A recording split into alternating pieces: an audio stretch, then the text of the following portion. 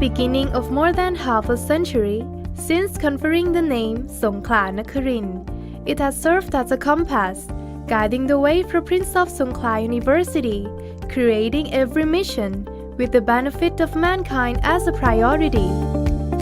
In a land full of valuable and diverse cultures, from the roots of traditional knowledge combined with modern education and science systems, presenting opportunities and raising the level of equality for development in all sectors. By establishing an education system that emphasizes the multicultural exchange of diversity and a mutual understanding for harmonious coexistence in society. Prince of Songkla University focuses on teaching and learning that emphasizes the development of knowledge and skills that will be useful for future careers through faculty with expertise in various fields of study, focusing on the use of modern technology in teaching and learning management. Thus, students can master a variety of skills and apply their knowledge to solve practical problems, covering all fields of study. Prince of Songkla University creates a society of knowledge by providing appropriate environments for conducting research through Research and Innovation Center in variety of fields such as health science, science and technology, and humanities and social sciences, all with the goal of fostering efficient innovation and technology, ready to develop a value society, driving efforts towards becoming a world-leading research university.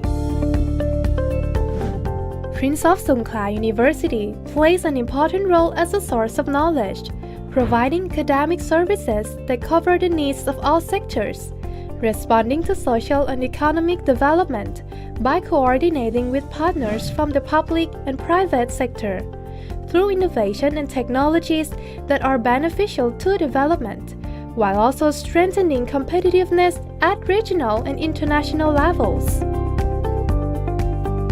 Prince of Songkla University places its most importance on preserving and inheriting arts and culture by utilizing local wisdom, fostering understanding and pride in valuable local cultures, and strengthening the indigenous identity with readiness to expand and disseminate this valuable knowledge to the international community.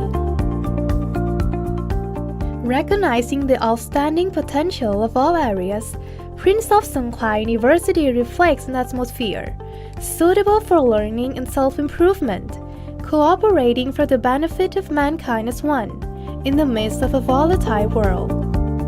Guided by leadership that aims to achieve the same goal, which is to create personal innovation to develop the southern region and the country, and convey a trustworthy academic quality at the international level.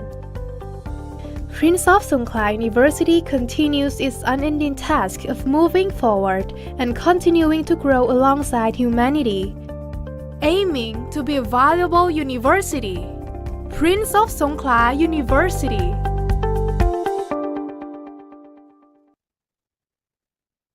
Distinguished guests, ladies and gentlemen, welcome to the ASEAN Intervarsity Youth Competition 2024. I am Chuan Len. And I am พงเทพแสงพลสิทธิ์ It's our great pleasure to see all of you again. Today is the final presentation for the hackathon competition. Yesterday, all contestants, including students and faculty advisors, had a chance to visit ชุมชนคูน้ำรอบ or คูน้ำรอบ community, located in Chant district. The community is best known for educational tourism, offering learning experiences in natural resources and community lifestyles. Moreover, it's one of 39 villages under the OTOP Nawatwiti Tourism Community Project, Songkla Province. And today, each group will present their innovative and sustainable community-based tourism proposals. Yes, and now I would like to talk about the prizes. This is total of 3 awards as follows. The winning team will receive 10,000 baht. First runner-up will receive 7,000 baht.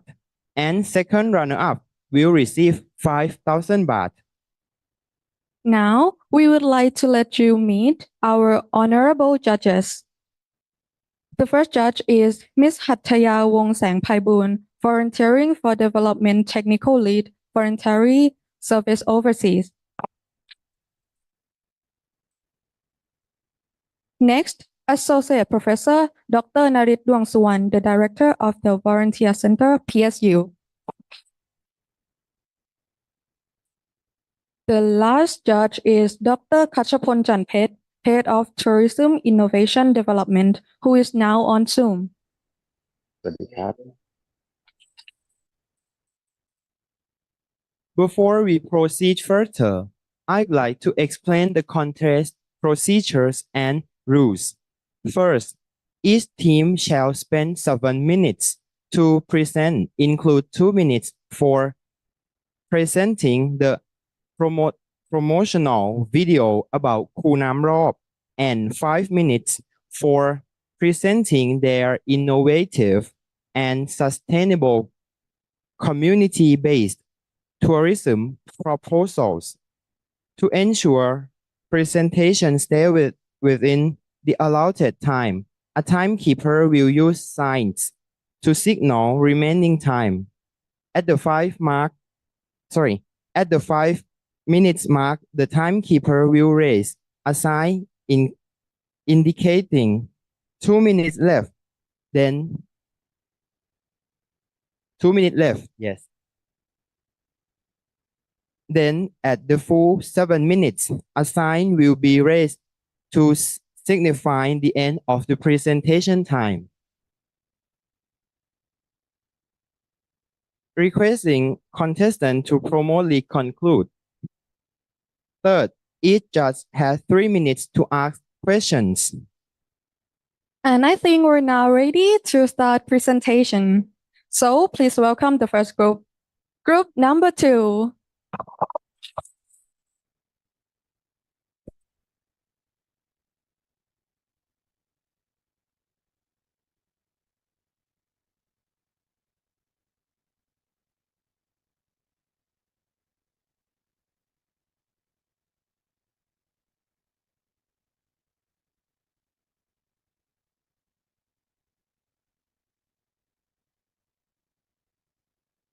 Check 1 2 check check. Hello.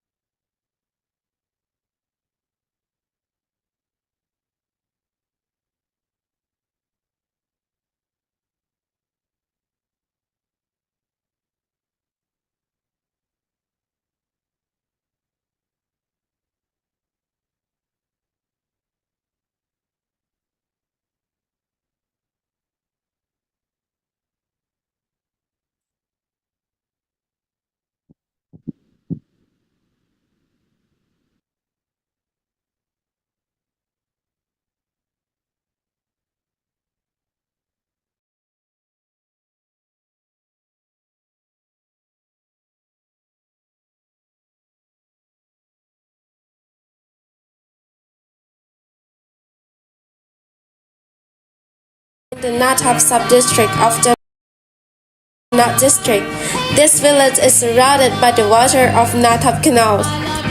One thing you can do here is making palm sugar syrup, which is the icon of Kunam Rock. Here we can see the local people shows how to make the palm sugar syrup. From climbing the palm tree, taking the sap, until making the syrup. The second thing you can do here is making local dessert called Khanom Kho. Which is sugar dumpling with coconut. The inside is sugar. It's one of the products from the village.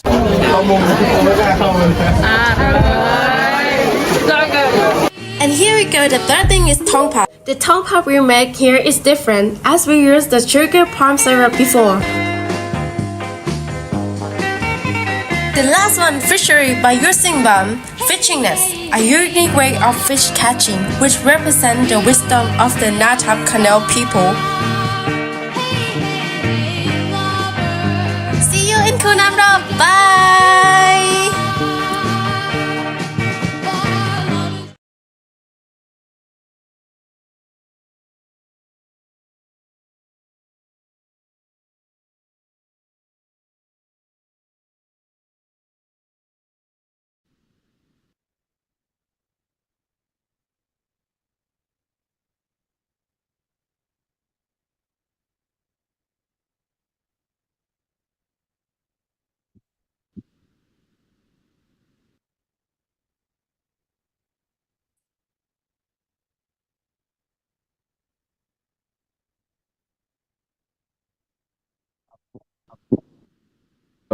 Good morning, everyone. Good morning, students and judges. We are the group 2, and today we will be presenting about what Kunam Rop, the community that we visited yesterday, what is it about? And next slide, please. So Kunam Rop, the name goes back to deep into their historical background, right? It is said that this community is surrounded by water, brackish water, to be specific, and hence the name Kunam Rop. So they have like a rich historical background of the things that they practice. So they have specific ways of creating products that they are knowledgeable in. And we have 3 different resource capitals which we can focus on. First is the canal, which I mentioned, which the water is brackish, so they have different species of fish in the canal. So these species they thrive in this environment, which is the brackish water. And we also have the sugar palm, which is one of their strengths. They produce desserts from this, and they could even make syrup from the sugar palm. And lastly, the last resource, we have the local fishery, which I mentioned. They have different species such as sea bass, red tilapia, and even the prawns. So this is a fisherman's way of life, which is only reasonable because they are surrounded by water. And next, we have the human capital, which would refer to the skills that they possess. And the locals here, they have very deep understanding of what they do. They know like the process of preserving the sugar palm. So they have different skills regarding the making of the sugar palm. Next slide, please. Next slide, please. And the local wisdom as well. They have the traditional fishing techniques, also the natural resources, and the palm sugar product, which they are all aware of and knowledgeable of. For the background, we found the problem of the community found it. Next, please. So the one problem we found of group 2 is the low awareness of the best standard for environment protection and food production. And the second problem is the lack of platform on social media because they just have on Facebook, but not every social media. Next. So the next one is our solution from group 2. Next, please. Okay, our group 2 comes up with a new solution for this community from Kunam Rop. The first one is the maximizing learning base center. They need to maximize the young generation because they just need they just have a little bit young generation in there. And the second one, they need to local government support because if they want to expand their community, they need a local government support. And the third one is race governance and resilience building. And the other one, they need to expand to another platform on social media. As I said before, they need to expand in social media like the Instagram content, TikTok content, and many more. And how they can do this is because they need to practice from the social media expertise. Okay, and the last one I will talk about their two things that contribute to relate with the sustainable community, right? And the first one that we said gonna make it sustainable, a sustainability community, right? So it's gonna be related with sustainable development goal. So for the first goal is clean water and sanitation. That according to Islamic regulation and the water in the canal is black as water, right? And they have the good sanitation in the community and good resources management about the water. And the number 8 goal is about a decent work in economic growth, divide and implement policy to promote sustainable tourism that create job and promote the local ways of life and the local product in their community. And number 11, the sustainable city and community. We provide a universal access to a safe, inclusive, and accessible green public space, in particular for women and children, older person, and person with their disability, because the community have 166 people and actually mostly be their acting society. And the number 13, climate action. We will improve education, awareness raising, and human and institutional capacity on climate change, mitigation, adaptation, and impact reduction and early warnings. And the number 14, life below water. We're gonna do the sustainability and manage and protect marine and coastal ecosystem to avoid a significant and worse impact, including by strengthening their resilient, moreover regulate fishing operation effectively at fish stock. And the last one, to be honest to say, in the last one is about their goal for the partnership, right? For the goal, that is a very important goal, because if we can open mind their cooperation with each other, because we don't know. Okay, thank you. If we don't know anything will change on the future, right? We can prepare our community to cooperation with each other can easily to be succeed in the future. But the partnership for the goal encourage and promote effective public-private and local people partnership, especially by the youth empowerment to develop them community like that on the explain and resourcing strategy of partnership. And the last one I will talk about the sustainable development reality that I learned from my university. The first one, economic growth. We will try to attract, increase work opportunity, and to conduct business related to that strengthen it. The social we will have the multiple stakeholder the participation in this community, like the local people, local governor, student from the university or high school like that. And the target is very important to visit in this community, like their academic organization, to learn the new thing or the ways of life from their community like that. And if you know that if we investment with their education, training, and health, that is their can be contribute the help individual reach their full potential according to human development reality. Yeah. And the last one is about the environment. We will awareness and resilient building growth mangrove to create safe and more resilient coastal area with wider encouraging ecotourism to advocate for the maintenance of coastal and marine environment in the community through the tourism, because actually they're very strong with their natural resources management like that. Thank you for your attention.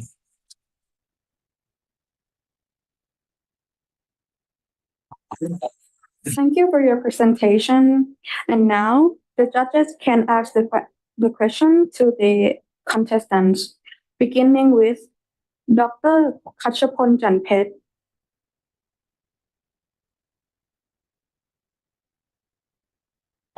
Yes, you are good the presentation, but I have some question that how do you make the participation for the community to the destination about the SDG?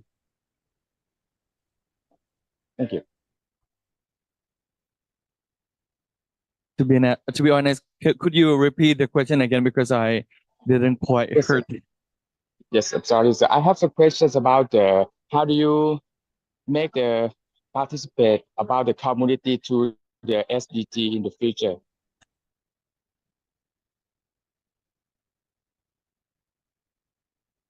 Actually, we have to raise awareness and give a value with the SDG in this community, because if you seriously to take action about the SDG, and actually, to be honest, I need to say the ASEAN Charter that is quite copy from the UN Charter, but it's very quite good charter to do, but we not take an action seriously with the SDG. If we can take a serious action, we will make the sustainable community in this community. Okay. Next, the question from Ms. Hattaya Wongsang-Paipoon. Thank you very much. Wonderful presentation from the team. Thank you. And I think I have a question around the video and also the presentation that you have shared. In the original thinking of this idea, who is actually your audience and who you want to attract to the community? Actually, we have a lot of targets to attract in this community, but we think the most important is will be the academic organization to bring the student from university or high school to learn the ways of life, the origin, the ways of life. Because actually, we interview with the local people. They scared to outsider to change the ways of life. But actually, if they're open-minded and prepare themselves to know the time it's changing all the time and we cannot hold anything in the future if they prepare themselves and ready to open for everyone and we will can get their target from tourist attack and with everyone, but the most one right now is academic organizations. Yeah, just to add up, like we mainly focus on academic organizations because these group of people, you know, they are young, they are the youth, and we would want to emphasize that the youth is like it's beneficial for the future of our economy or the sustainable development goals. So it's better to like have that group of people like what do you call this participate or maybe visit the local community. Yeah. And maybe I want to add something because we want to maximize the social media, right? The social media is the most platform and the large platform that we know. And we targeted the audience that using a social media because what? If we want to raise the community visited in this place, we need to know about the audience in social media. And as we know together, all of us in here, I believe we all of us use social media absolutely in Instagram, TikTok. So if the community maximize the social media user in TikTok or maybe Instagram, it's more capable to rise of the visitor and rise of the awareness by this community, absolutely in environmental and sugar palm and many more in this community. Thank you. Next, the question from Associate Professor Dr. Narit Suan. Okay, are you very good presentation? I think you will win. I think.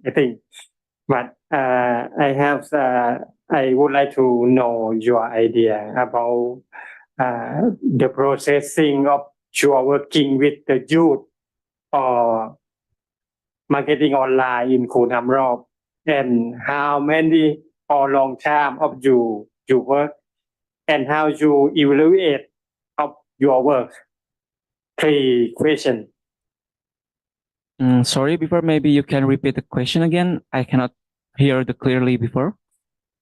One, the processing of you working with the youth and marketing online. One, the processing and how long time you can work your idea and how you evaluate. Yeah. Evaluate, right? Okay. Actually, the use in now today is very good with the technology and social media, right? And we can talk with them how they can imagine the benefits to gain from this community or work with that like that. And we will use the idea of youth empowerment because they have a new thing from different with that, right? And they can actually a lot of youth maker marketing online in their young generation. It's just maybe someone from the 12 years old, 11 years old. They do their kind of marketing online in the TikTok like that, and very close. It doesn't work very close with them and their family. And the last question was that. I think how many, right? So to be honest, it's quite cannot be success early up, but we can do by little step by step. We can raise awareness of young generation. They will come grow up to be the adult, a good adult, and how can I say, the full potential adult to make that community grow up and develop together. And with this, it will be the sustainable human and community like that. Okay, maybe I want to follow up the question before. And how will the do for the progress of their innovation, right? The first one, our team know if in this community they have a youngest generation, right? They have a youngest generation. This is we need to maximize in the youngest generation because if we want to expand in our social media like Instagram, like a TikTok, I already know it is young generation is the best way to access and maximize the Instagram and TikTok. And how we can process this idea is from the training of the social media expertise. Because in my university too, if we have to become like an influencer, if we come to maximize the social media, we need to learn first. The first thing we need to do is to learn how to use the social media. How can we make a content in social media? And how can we create a better content in social media? That's the process we need to do. And after that, how can we evaluate the progress of after we using the social media, right? We can evaluate from the engagement of social media. As we know, Instagram, TikTok, they have data of the engagement of the viewers and the visiting of the page. I don't know if what environment in Facebook, but I am using Instagram, I'm using TikTok, and I know there's a data from the engagement per day and per week and per month and per years. And we can evaluate about the engagement in there. If the engagement is going to increase, it can be the most point to can be evaluate about the successful of the social media.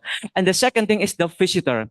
If the social media can engage the awareness of the social media and the community, we can know about a lot of visitor can increase year by year. And after that, we can know the potential of social media during to promotion this community to the not only from ASEAN, but to other world and to get a better community in this place. Thank you.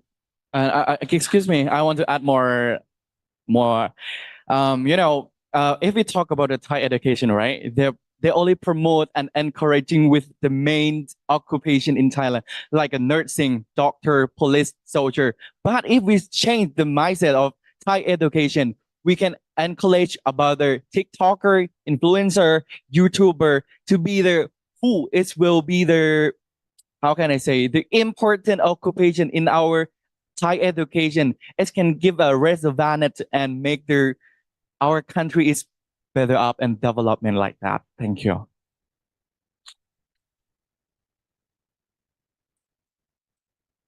Thank you for the questions and the answers. Well, please welcome the second group number 3.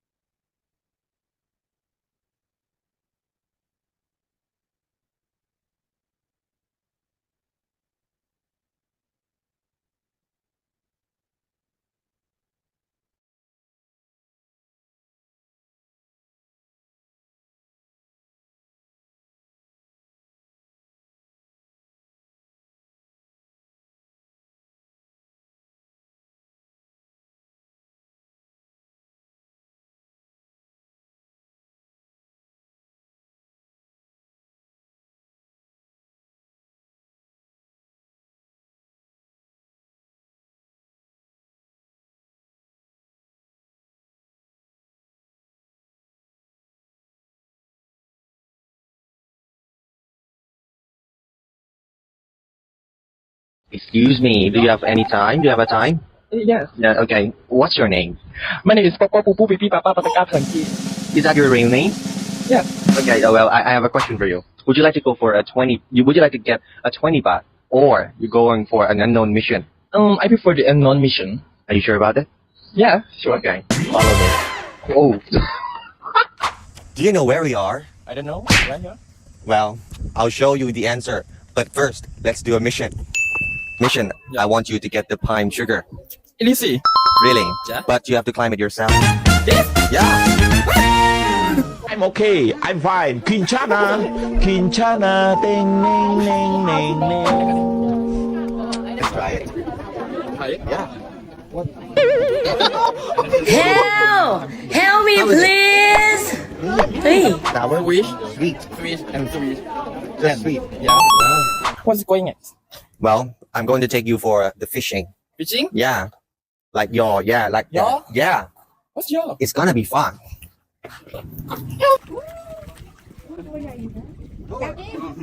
So now we are going to do the fishing. Do you know what we're doing here? Why? Well, I'm taking you to make kanum ko. Do you know kanum ko? Kanum ko? Yeah. Do you know it? No, I don't know. Well, I'll take you to do it.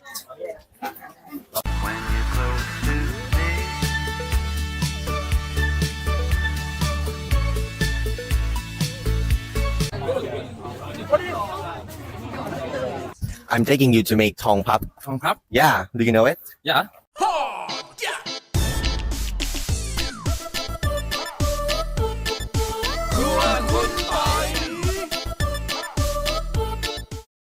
ยินดีต้อนรับสู่บ้านครูน้ำเราค่ะ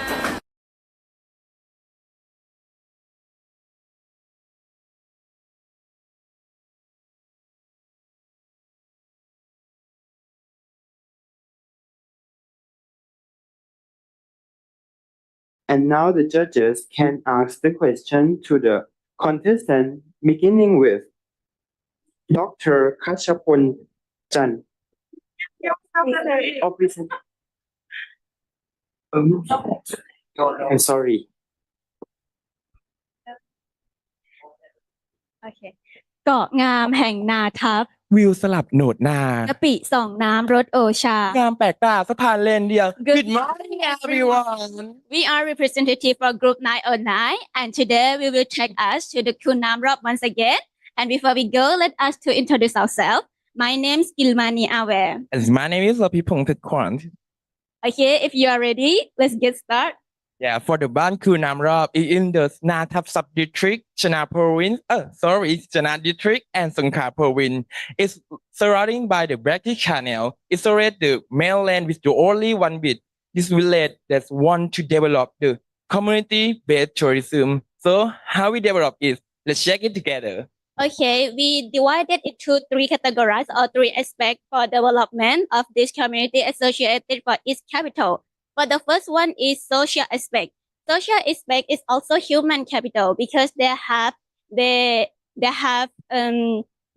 mindset that maintaining of culture, community, and livelihood, like to make a product of your local community. And there is something should be improved to be better, like to in production process involve for youth in production process to make more success for long term way.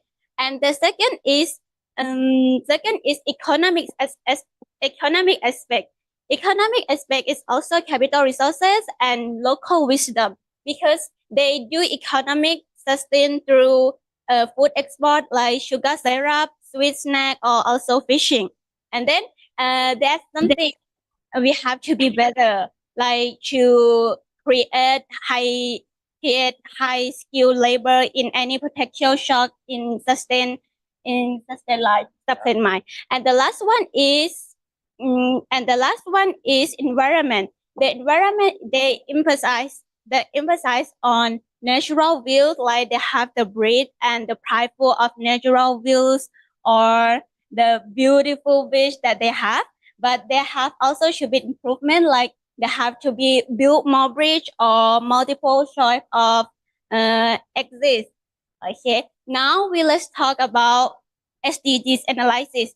So we see the strength of this community, like relevant of SDGs 5 and SDG 10 is gender equality and reduce inequality, because this community they build a stronger inclusive community where everyone can succeed and no one is left behind. And SDG 11 is sustainable city and community. This community, everyone can get benefit for all locally produced goods or services. And the last one, life below water.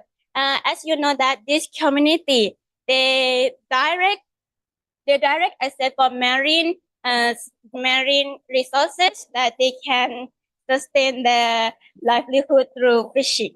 Okay, let's move on to the next one. It's about the SDG improvement. In the 14, we also see the improvement for this too. Is the livable water is protecting marine ecosystem and promote the sustainable fishing is critical for the biodiversity and ecological realization. So next is the quality of education. The enhancing education facility and the right-wrong learning opportunity is empower the community development. And next it will be the clean water and sanitation. It is improving the water quality and the sanitation, the infrastructure for the people, health, and community well-being. So next will be the decent work and economic goals. It's supporting the local entrepreneurship and the skill training and the promote sustained economic. So lastly, it's the responsibility to consumption and the production. This encouraging the waste reducing, recycle, and sustainable develop. So next, let's check with us, our solution. For our solution, we have the first step. First step will be the ensure community and the relying conduct the community, melting the discuss the potential benefit and the sharing challenging of the CBT. So next is educate on the importance of CBT or community-based tourism, like organize workshop and training session to educate the resident on the principle of CBT. So the third step is create unique community identity, and it's correct with the use volunteer to the brainstorm and develop unique their production, like a khunum ko with the coconut ice cream, or maybe the unique local cuisine like a seaside restaurant or cafe. So the last step will be the establish effective communication channel, like a setup require the community meeting and feedback, or implement a visitor feedback system by the survey or suggestion box from the tourist experience. So this is all of the group 909. Thank you for your attention. Thank you. Thank you for your presentation. And now the judges can ask the question. The contestant beginning with Dr. Kachapon Chanpet. Yes. I would like to say that you had a very good presentation with actually I don't have any question, but I want to ask you about the how do you prefer which the criteria of the SDG that you like to you think that is the best one for the Kunam Rock? For the SDGs, I think it's the best one of Punam Law. Yes. That you mean that how we think this, right? Yes. We see from the target of that SDG, and we see that this SDG is connect with the problem or the thing that Ban Kunam Rock is being. So we use it from the target. And from my point of view, I think it does not appear for the screen, but I think it's SDG number 2 is no one hunger. I think because for in this community, we have everyone will get benefit for locally produced and get service or even though to goods for that they have or they buy, like seafood or syrup, sugar syrup. Yeah. Okay, thank you. Yes, and the next judge is Miss Hathaya Wongsang Paiwoon. Thank you. Thank you for the wonderful video and also your presentation. Well done to the team. My questions, I think, relating more to the presentation around the solution. I really like it. Actually, it's really simple, but it's also very clear. Do you mind if I ask you, do you have in mind what is the first activity, like the actual, if you have a chance to implement the project with the community, what would be the first activity that you would do with them to implement the solutions that you share? Okay, for me, I think for the first one is we have to educate everyone in our community to welcoming tourists when they come to our community because to impress the travel, and they will tell to someone in that country or someone in their friend, and this make more our community more knowing for other people in other sides, and this make more sustain. I think. For our experience, we went to the Ban Khunamrop. The villager at Ban Khunamrop, they are so kind and so friendly. So that will make when we educate about more the tourism based community based tourism, it will make the tourism have more the greater experience because they are so kind. Yeah. I think it's the great one, and this is the best of the Kunamrap community because people and local people is communicate and welcoming us and make us feel comfortable and ready to learn ready to explore for the what we have in the community. Yes, and the last judges is Associate Professor Dr. Narit Duangsuwan. Thank you. That group 3, a very good presentation. I think you will win. Again. I would like to my question. If international tourists come to the Kunamrop, in your idea, you will welcome and what is your will presentation for them?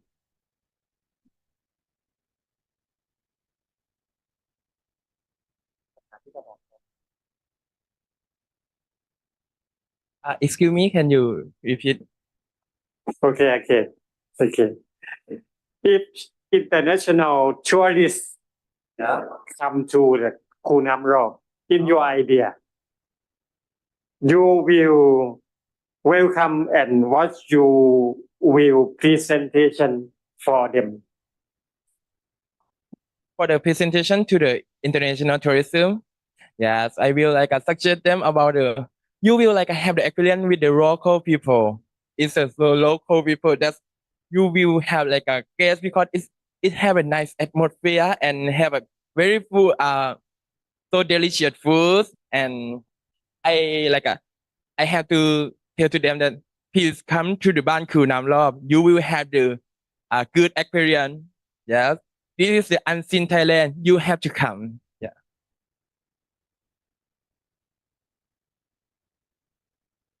Okay, for me, for the first impression, when they come to community, is the best view.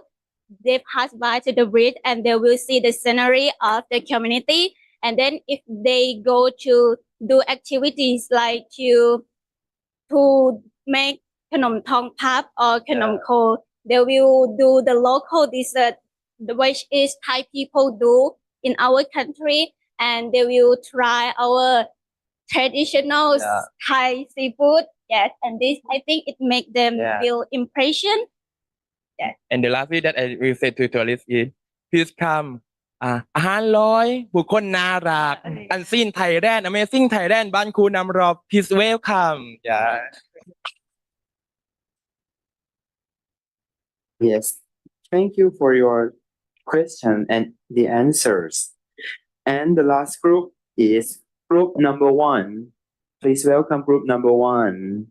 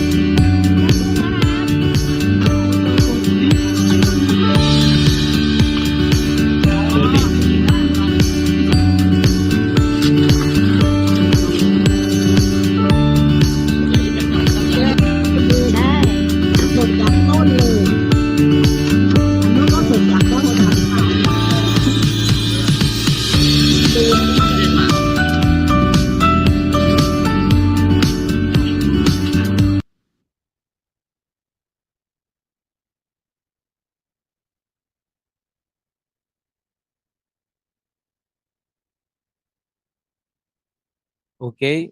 Good morning, everyone, the PSU staff and fellow advocates. Thank you for listening to our simple video. And I am going to present from group 1 about the activities and problem and solutions on Kunam Rop. Next, please. According, Kunam Rop is located in Natap sub-district in Chana district in Songkla province. It is a Muslim, one of the only Muslim communities in Songkla with over 41 families in that place. Next, please. And in Songkla and this Kunam Rop is one of the small and less educated, but there are many resources capitals like Palmyra sugar palm, which is a natural ingredient for food products, and local fisheries as the red tilapia and shrimp and prawns. And one resource capital is about the rubber tapping from the rubber trees and around the community, which I can say these resource capitals can be one of the biggest and useful things that they can produce despite of the lack of the place that they have. Because as we know, Kunam Rop has only one bridge to us to go inside in one place, only one bridge, but they have an incredible resources that make them very useful for our lives. As we know, the human capitals in the one in the first is Mr. Imam, or we can say in Indonesia, Pak Haji, because he is the chief of the fishermen. He is the chief of fishermen, and also the religion one who will always be the imam for the Muslim communities over there. And there is Mr. I'm sorry, I cannot read his name because he's also the assistant of Pa Imam. He is always fishing about the fishers. And as we know, ladies and gentlemen, the fishing activities is not the main resource of income in Kunam Rop, but the fishing is being like hobbies in their place. So not their main income on fishing, but people who want to go fishing is like a hobby for them. That is a good mindset for them. So where they fish after the place of the traditional fishing, they will give to the people and the tourists who came there. Okay. Let's go to the main problem. Okay. Next to the main problem. Okay, thank you. Okay, we're going to the main problem of the Kunam Rop. The first is the lack of necessary that means to promote local tourism. I assume that because the lack of environment and the place is not that famous, some tourists don't know where is the place. Especially in Google, if we Google the place Kunam Rop in Google, we don't know. There is no like a specific location on that place. The second problem is a lot of locals cannot reach a maximal promotion on their products due to the lack of education and internet. As we know, from the resources that they have, they can make a lot of products like tongpap and nongko, and also many other products and like shrimp paste. But because the lack of the promotion, because as we know, the container that we got from tongpap is only in Thai language without any English language. How can we know is it delicious if we don't have any other language in that container? And also the lack of internet. As we know, the tourists over there is no internet and no signal over there. So we cannot like promote on social media in that regarding. Okay. Next to the solutions, we have 3 basic solutions. First of all, is social. So volunteer teachers, English camps appeal to the local government to promote tourism. Basically, we as a people of university who have education on English, we need to go there to the place and teach English and make the kids over there teach. Okay. Next to the sustainable development. Good morning, everyone. And I will be quick. Okay. I would like to propose a amalgamations between the Sustainable Development Goals and our proposals. I would like to address 4 major outstanding our proposals. Well, the first one is quality education. We would like to propose a volunteer teachers, right, to educate the villagers to do more enterprise things like can be able to communicate English, like doing packaging in English to reach more audiences or international tourists, right? And the second is promote more active hand-on engagement in product management. It's more like interconnected with SDG 9, 12, and maybe 14, because in the target, they address the increase of access of small enterprise in the area to access more services, right? So in public services, financial services, something like that. So the villagers can reach more audiences in terms of tourists. And lastly, the restaurant, local foods, and coastal garbage filters linked to SDG number 9 and 14 to sustain, manage to efficient use of natural resources and increase of economic in the islands. So that's all for today, everyone. Before we say goodbye, we would like to say terima kasih. Assalamualaikum warahmatullahi wabarakatuh.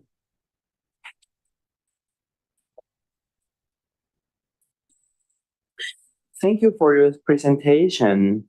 And now the judges can ask the question to the contestant, beginning with Dr. Kashapon Janpet.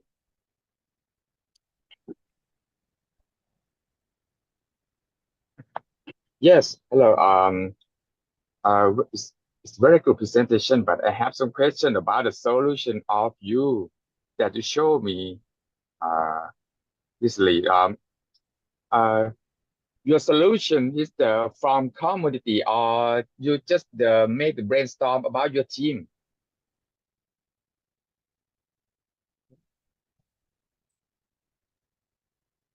Could you please repeat the questions again? I have some question about the solution. These solutions that you get it from the community, right? Right, Yes. and that's you the analyze from your team, right?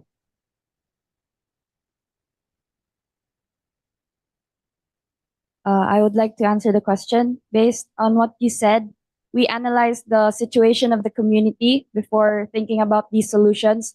These are community-centered because from what we analyzed, the problems mainly stem from the lack of education and the lack of basic means to properly promote their products. And so these solutions are rotating, revolving around the community. Maybe I want to add some answers. So the main idea for the solutions that we want to promote is about the restaurant that serve the locals of power food. So yesterday we ate at the Kunam Rope, and I think it's very delicious. Then I think, how if they make a restaurant that serve the locals of the Thai local food, and they also can make such as a live restaurant, so the tourists can take the food or the seafood that they want to eat at the day, and they will have the experience like one experience for catching the fish, catching the shrimp, and after that the local will cook the food and serve the food for the tourists. Maybe that's our answer. Thank you. Okay, thank you very much.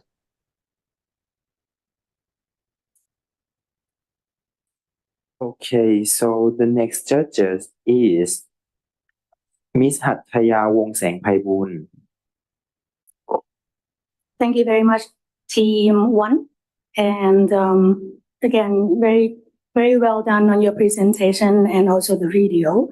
I think I wanted you to elaborate a little bit about the relationship of the work you presented or what you see in the community and the sustainable development goals that you share.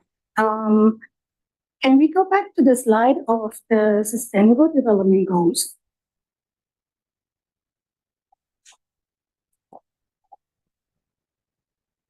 From all of these four SDGs, which one you think stood out in the sense that it actually going to help sustain the solution that you proposed with the work in the community? Which one you think is actually most important? Personally, I think the responsible consumptions and productions is very crucial to community-based tourism, right? Since Namra village, there's have a very unique geographies, right? And in order to attract more tourists, we might need to do the tourists more like more greens because now in the globalization stage, right? Every individual or every tourist they can make their own contents or they can make their own let's just say videos to promote by their own, right? Even me, even you, even everyone in this room, we can do our own videos. Even my friends, he's very talented in the video editing. So my point is everyone can be influencers, right? And how can influencers express the uniqueness of these communities? So the foundations of the communities, right? Response, consumption, and productions. It should be green. It should be more inclusive, right? So I think it's the most important and it's more directly related to the economics of the communities. Thank you. I would like to add more. I think another sustainable development goals that it really aligns with, because one of our main problems is the lack of education. Again, when we visited the community yesterday, we noticed that there are not a lot of teenagers, of children. And so we thought that how are they going to school? And we learned that some of them do not go to school. And so one of the major solutions that we would like to implement are volunteering, to teach in the community, to reach and achieve SDG number 4, which is quality education.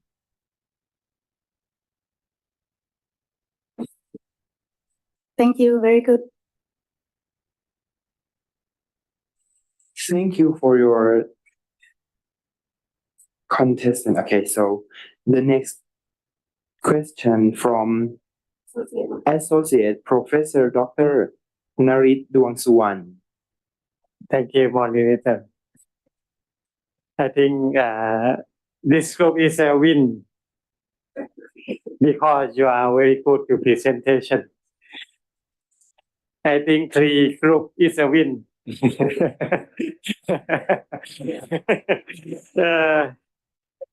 Okay, I interest of your analysis, problem analysis in Phunam Rock, and to solve the problem to three issue social, economic, and environment. I would like to know to easy question, easy question.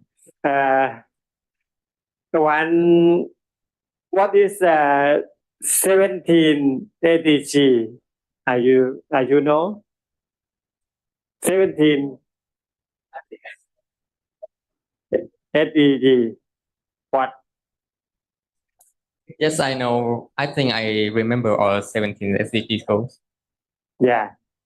What is 17 Say ADG? everything. Okay. Okay. Yeah. I will try. Please pray for me. Yeah. Okay, first one. Yeah. No poverty. No. No. The last ADG. The last. Partnerships and collaboration. Okay. The last ADG again. Is partnerships and Partnership. And to in your idea, how you funding to support your project in 3 issues, your idea, please.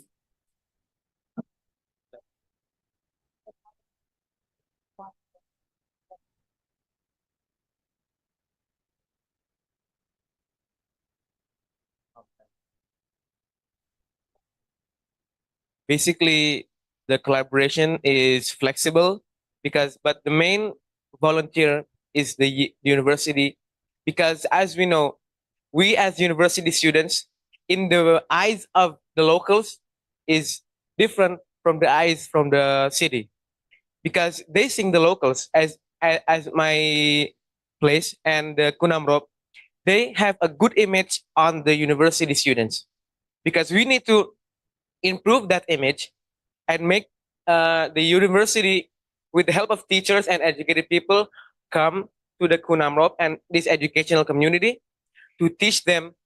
And with the help of the government, we can also do that, because our main goal is to make the locals happy and have a sustainable life for all of us. So I think that the solutions and relationship, we can go to the university students, to the teachers, and with the help and the spying on the government. Thank you. I also would like to add, because this event mainly focuses also on ASEAN youth volunteerism, and so we would like to focus on volunteering from universities. Maybe teachers and students would go out to volunteer in that community. I am from Hadya University, and our university has volunteered to teach communities in Lamson in Songkla. And so I think the same thing can be applied in Konamrop. And also, Thailand is very well known for its English camps. Every university probably has conducted English camps in several communities around Thailand, but those English camps mainly only focus on getting benefits for the students. Like the students are learning from those English camps. But what about if we include the community in those English camps? We also get mutual benefits from them. We get food from the community, and why not we share our knowledge about English to the community. And also, to make it more sustainable, in another perspective, we would like to use the palm leaves as packaging for other products. Thank you very much to one.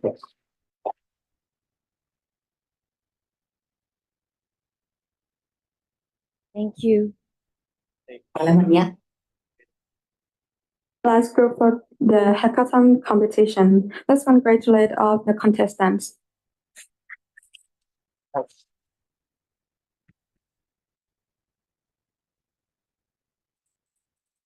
And now we would like to invite Assistant Professor Dr. Supatra Devisan and the judges out in front of the stage to present souvenir to the judges. Please.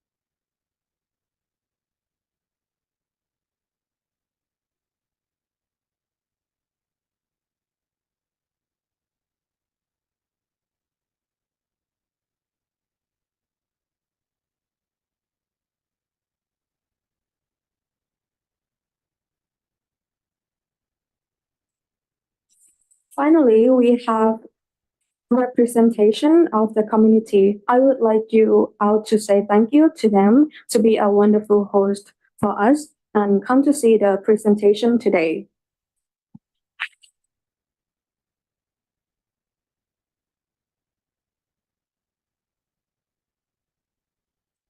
Please be informed that the impromptu speech will start at 10:45 a.m.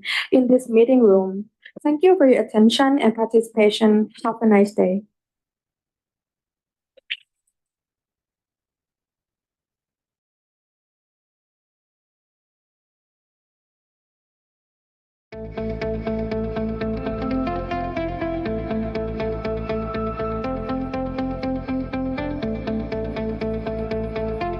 Half of a century ago, Prince of Songkla University has been established during a challenging time for Thailand and mankind. While the world community is heading towards sustainable development in order to find solutions to the continuing problems of our time. Collaboration between ASEAN members has just started. Thailand is still reforming its economic structure on a foundation of innovation, technology, and creativity. In accordance with our national strategy, the southern region of Thailand has been designated to be a base of green economy and a global tourist destination. These are the missions of Prince of Songkla University, the first university of the South, one of Thailand's research universities, and an internationally recognized source of higher education.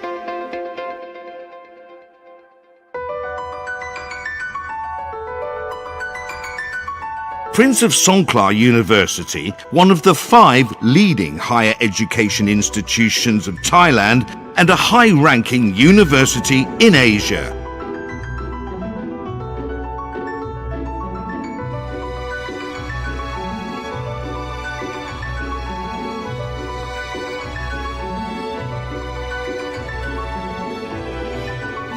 With focus on an intensive promotion of research and development along with graduate studies in order to create new practical knowledge for the public, including innovations for enhanced quality of life, economy and environment.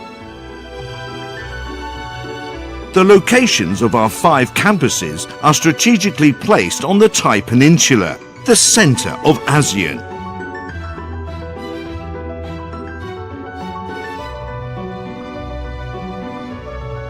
Rich in various resources, cultures, wisdom, and economic activities. Well equipped to identify and manage the serious issues that severely impact the quality of life, society, economy, and the environment today. These issues pose an endless challenge to the researchers of Prince of Songkla University. Prince of Songkla University supports its researchers by providing assistance to the setup of research networks on several levels. Prince of Songkla University has supported 8 research institutes to focus on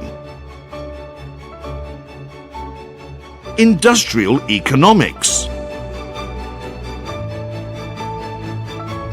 medical science and public health, natural resources and environment, social and cultural matters. In addition, 3 more research institutes are planned in order to support future economic development. We aim to be the leader of research in fields related to the potential of the southern region in order to create stable, wealthy and sustainable development by researching to increase value of resources on both global and local levels. At the same time, we are researching answers to climate change related issues. We develop technologies for the future. Innovations for energy. Knowledge-based enhancements to food security.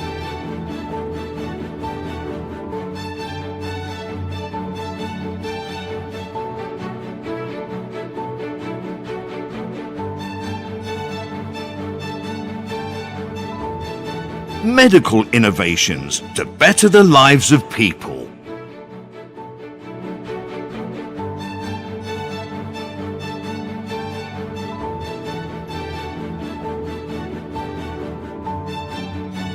All are supported by organizations that provide essential assistance throughout research process.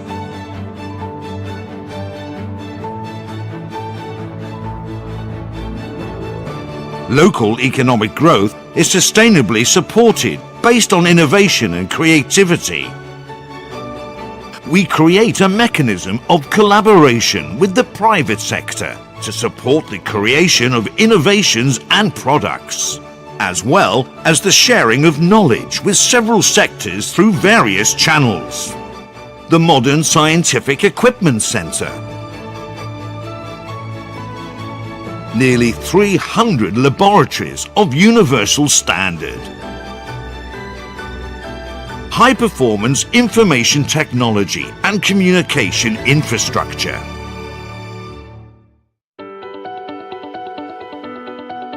Prince of Songkla University also serves public benefit by seeking for solutions, improving the society and culture with knowledge.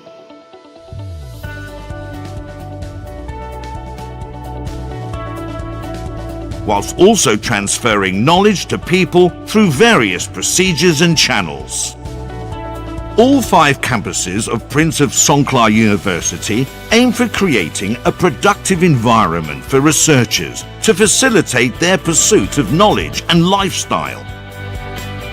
Our green campuses are surrounded by nature, convenience and safety, located among popular tourist attractions and modern transportation networks that provide easy connection to all other regions of the country.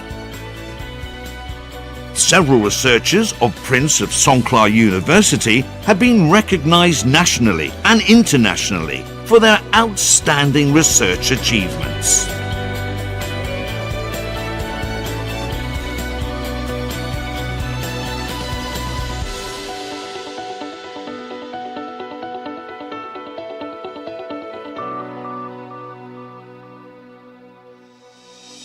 To face the challenges of modern times, our researchers are constantly searching for knowledge, creating innovations as they have been doing for decades.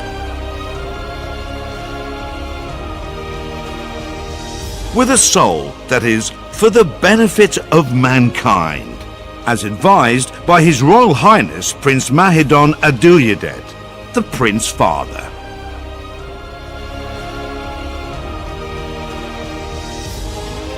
As a research university that creates innovations and social improvements, Prince of Songkla University will continue this mission in order to provide better quality to the public today and in the future.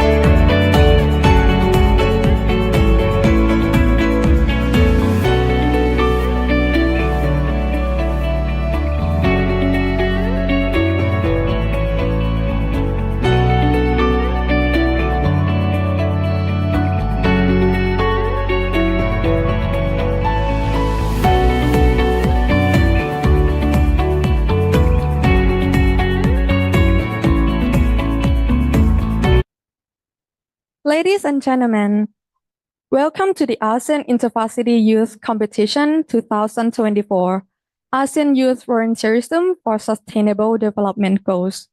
I am Chuan Songkla. and I am พงเทพแสงพลสิทธิ์ We are students from the Faculty of Liberal Arts, PSU. We are deeply honored to be here as the contest master for the final round. First of all, let's talk about the purpose of this contest. The ASEAN Intervarsity Youth Competition aims to inspire young people to become responsible for our resources by promoting sustainable development practice. We can meet the needs of future generations. In this final round, our 7 talented finalists will discuss the core values and roles essential for promoting sustainability. They will present their vision for ASEAN youth volunteering for a brighter future. Each contestant will describe a specific volunteer initiative they would lead as part of ASEAN-wide youth movement. This initiative should address a community challenge and contribute to achieving the UN's SDGs.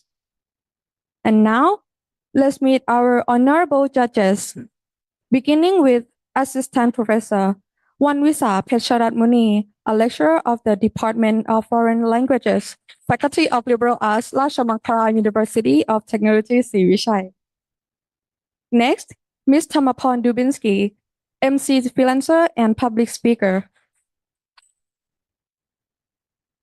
Our last judge is Associate Professor Dr. Athipat Bunma, a lecturer at the School of Liberal Arts, King Mongkut University of Technology, Thonburi. Thank you, judges, for your presence. We are very honored to have all of you here. And now we would like to talk about prizes. Prizes are awarded to 7 winning speakers in the competition as follows. The winner will receive 10,000 baht. First runner-up will receive 5,000 baht. And 5 second runners-up will receive 1,500 baht each. All contestants will receive a certificate of participation. Now, before we proceed further, I would like to explain the contest procedures and rules. The contestants have already been informed of these contest rules and procedures. The contestants were given a topic an hour ago, and now they are ready to give their speech. All contestants speak on the same topic. The speech shall be 5 minutes plus 2 minutes of questions and answers. Timing begins with the first definite verbal or non-verbal communication with the audience. To keep speech within the allotted time, a timekeeper will signal the remaining time. At 4 minutes mark, a 1 minute mark warning sign will be displayed. The bell will then ring at 5 minutes mark, indicating the end of the time. Contestants are expected to conclude their speech promptly. Points will be deducted if their speech is less than 4 minutes 30 seconds or more than 5 minutes 30 seconds. Right after the speech, one of the judges will be randomly asked to pose the question to the contestant, and the contestant have 2 minutes to answer the questions. We will have a bell ring to signal that the time is up. Between each speech, there will be 2 minutes of silence after contestant to allow time the judges to record the scores. After giving the speech, the speaker needs to remain in the contest room until the end of the contest. And finally, all the judges' decisions are final. We have already determined the speaking order, and the contestant will be allowed to enter the contest room when it's their turn to speak. Before we start, kindly ensure your mobile phones or other devices are either off or in silent mode. Thank you for your cooperation. And now, let's start the contest.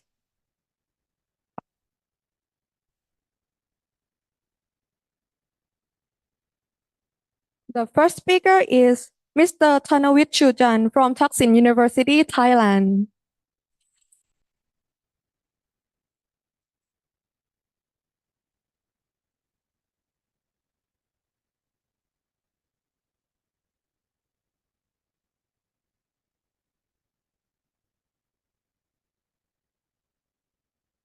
Test. Okay. Right, start now. As a youth of ASEAN, how can I help communities to thrive to tackle challenges of English language education? Good morning, honorable judges, supervisors, staffs, and my fellow friends. My name is Tanit Chuan, a student representative from Thaksin University. Today, I'm going to deliver a speech under a topic of ASEAN Youth Volunteering for Brighter Future, which I will be focusing on the English language education in Thailand. Why English is important? As we all know that English plays a very important role in our society to not only provide an individuals more opportunity to access to a wealth of information, but it's also important for them to thrive in their professional and personal life. According to EF English Language Index 2023, Thailand is considered as a very low proficiency country with low to very low proficiency across ages. To address this problem, I am delighted to propose my volunteer initiative called Thrive. It is focused on improving English language education to children having little opportunity to quality education. So what's the problem that Thailand has faced for the English language problem? The first problem is the cultural differences. Each country has their own unique and distinct cultures. And in Thai, what I noticed from my personal experience is the lack of cultural competency, because English does not restrict it only to American and English. There are more English in this world, which we call Englishes. There are Singaporean, there are Malaysian, there are Indian, there are Australian. So it is not restricted to just only English and American and British, because Thai students usually stick to these accents, and whenever they come across other difference, they will not be familiar, or maybe there's some discrimination occurred. For the next problems is the environment. In Thai, the environment to support the learners for their English is not that much sufficient, or it's not that much efficient, because their classmates, even in classroom, there's not much of interaction between the teachers and the students. Mostly are the students are the teacher-centered, not the student-centered. And outside of the classroom in Thailand, as Thai as their first language, and Thailand has a very low proficiency of English, so it restricts them to speak English to one another, to improve and to help one another to thrive with their English. For another factor is the pronunciation, because it connects or relates with some cultural competency, because they are strict to American and British accent, so their pronunciation will be restricted to those. But what they should aware is that they should focus on the correct pronunciation, not to imitate the actual pronunciation because they are not the native. It is true that they could imitate or absorb the accent, but the correct pronunciation is essential for a universal understanding between speakers and the listeners. Another factor is that lack of opportunity for exposure outside of classroom. Because students do not have that much opportunity to speak and to do activities related to English language. In conclusion, by helping to tackle these problems of English language in Thailand, children will have more opportunity to will have more understanding of cultural differences and different English pronunciation. And they will gain more opportunity to be more successful as a competent learners of English and a better citizen of the world. Remember, English is not a hurdle, but it is a window to look the world. Thank you.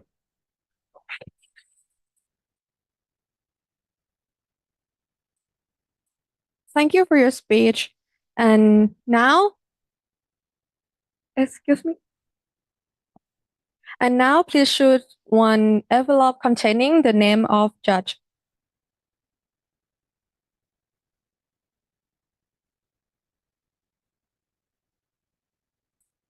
The contestant number one spent 4 minutes 54 seconds.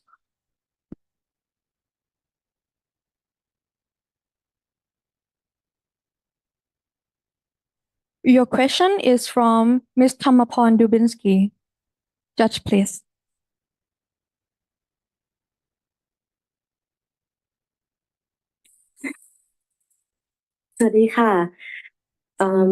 So how would you describe the native speaker or the accent of the non-native speaker? Thank you. There are the difference between the native speaker accent and the non-native speaker accent. The first one for me, what distinguishes is that each country has their own language. That is because their own language and their mother tongue distribute or influence to another language as well. So what distinguishes between them is the pronunciation, because some language, for example, what I'm really interested is the Singaporean English. Their pronunciation of English is quite unique. It's quite short. Then there's some sort of endings with certain words. So it is very unique. And what distinguishes from the native are sort of more unaware of their languages itself as well, because they do not know that they don't understand their language because they were born using that particular language. But on the other side, but those who are non-native speakers, they know I think some non-native speaker know the native speaker better than their own, because they learn from another perspective, because it is not their mother tongue, so they have to learn from the basics to the very advanced level. Thank you. Thank you very much for the question and the answer. We will now have 2 minutes of silence for judging.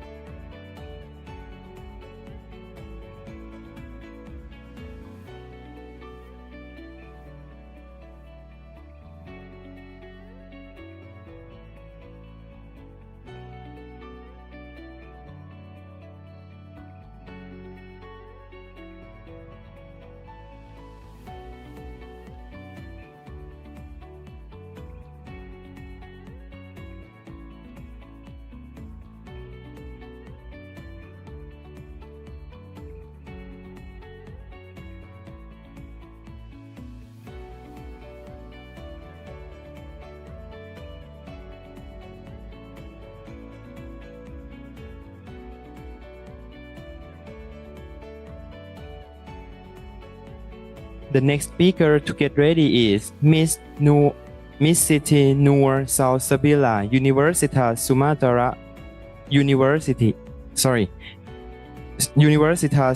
Utara.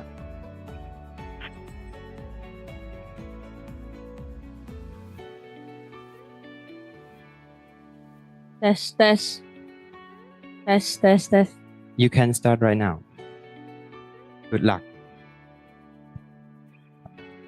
Thriving society in the landscape of economy.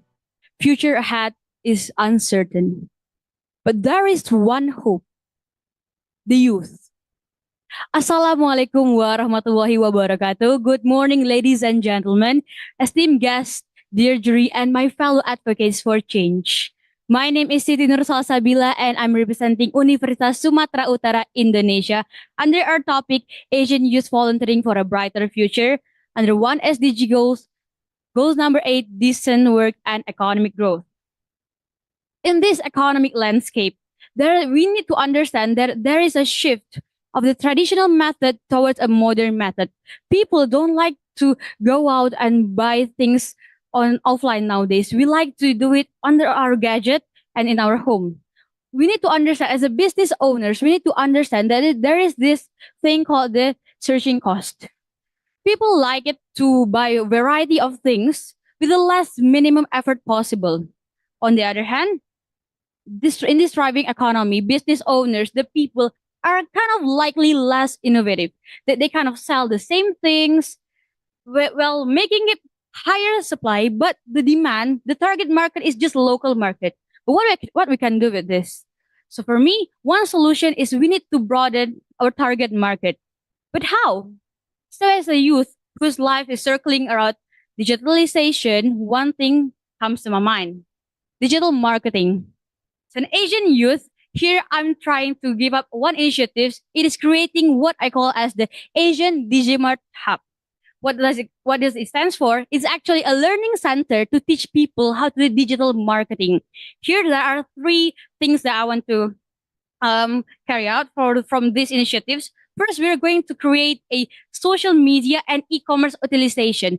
We're going to teach the business owners, we're going to teach the learners how to make a social media, how to make an e-commerce, how to make their brand higher, because obviously with more brand value, people are going to buy it, more higher selling point. Second, we're going to teach them how to create content, how to shoot the videos, how to take the videos, how to hook the audience so they are interested in buying their products. And again, undermining the trends, we're going to make them understand how to analyze the data, the analytics. They're going to learn the algorithm of the social media to grow their business. Next on, we're going to make mentorship from the alumni who has succeed from our initiatives here are going to teach. They're going to reteach the next learners how they're going sharing their experiences, how they have been through. With the same experience, obviously, sometimes we can relate, so that's why it's more effective. And again, we want to understand the concept of sustainable under this method. And last one, we are going to make an expo and fair. This expo and fair, we're going to collect these learners with some potential investors, and they can innovate and collaborate together for business opportunities. By this, I hope that we can make it for the better, decent work and economic growth. To sum things up, we need to understand by how the shifting of the method, how the world has changes, we also need to change. We cannot rely on the same traditional method. Okay? It is the youth aspiration, energy, creativity that can lead us to the more stable and prosperous future. Let us harness this together and for a brighter future. Thank you.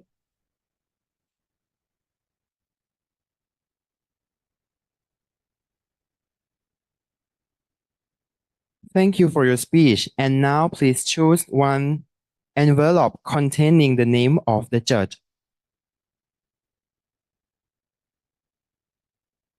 Your question is from Associate Professor Athipat Bunmo. All right, thank you for your speech. Okay, so you were talking about digital marketing, right? Okay, so I'd like to ask you about how will your project promote collaboration among ASEAN communities.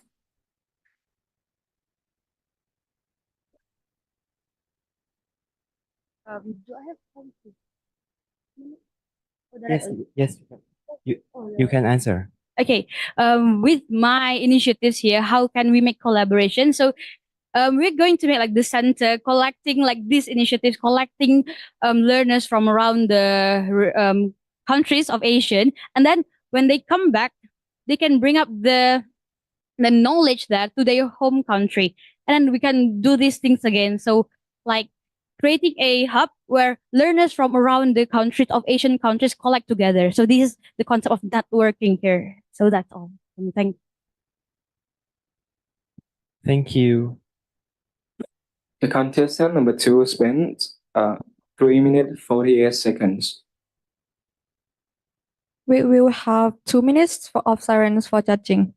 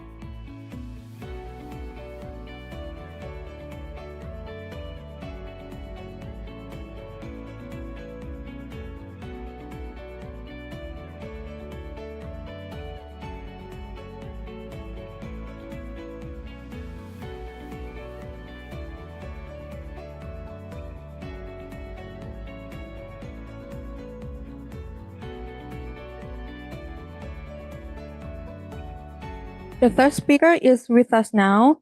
Please welcome Ms. Nula Bula from Fatoni University, Thailand.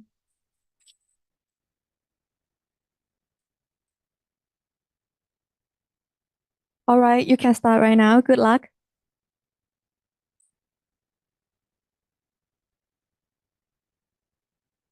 Bismillah.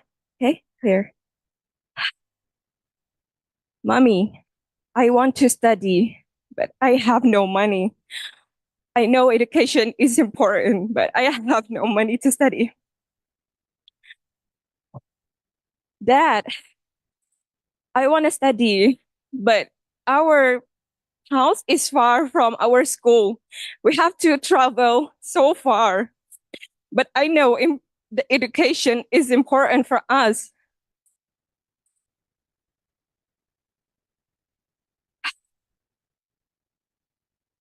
My sister,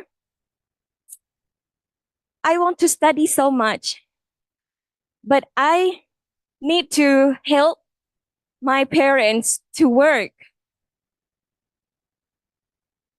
You see that education is important for everyone. Everyone wants to seek the knowledge, even they cannot. And Assalamu alaikum warahmatullahi wabarakatuh. My name is Bula from Tanit University. Today, I will be sharing my thoughts and opinion on the topic ASEAN Youth Volunteerism for Brighter Future.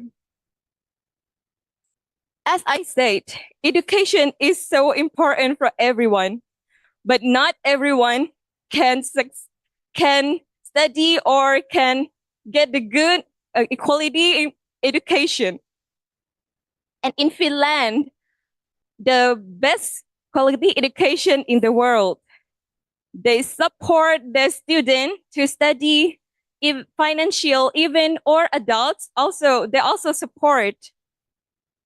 And I think as a kid, I think the education is so much important for me to change, to be a better person, to get a job, to work, to help my mother. I know they are so tired and I want to help them as much as I can. And as a little kid, what can I do to help the other people who cannot seek the knowledge, who cannot study, who stay far from here? I think I have some ideas to share. In university, if we create a group or like study club and collect the people who have knowledge in many things and go far from their village to teach the children who have no chance to study, even it's like a little knowledge or anything, but maybe it important for them. Yes, and not only for far in my community, some of people they cannot enter to school, to university or something. They have to get the job far from home to get the money and send to their families in their community, in their home. And I think they are so strong, and they say to me that I really want to study, but I have no money. I have no chance to do that. And I want to give more about the value of giving. I've ever joined the To Be Number One Club, and I go to do activities with the children with special needs. They cannot stay in the normal schools because they being bullied or like that. And that day, when I joined them and do activity with them, they smile, they're happy. And that made me so happy and want to help more people. That feeling always stuck in my mind, that I should appreciate that I can get the education. Yeah. And that I want to say, helping people, at first it might think that, oh, not our responsibility or like that. I overthink like that when I study. But when I joined the club, helping many people and get nothing, I feel like this so important of being human and it our value. Thank you so much.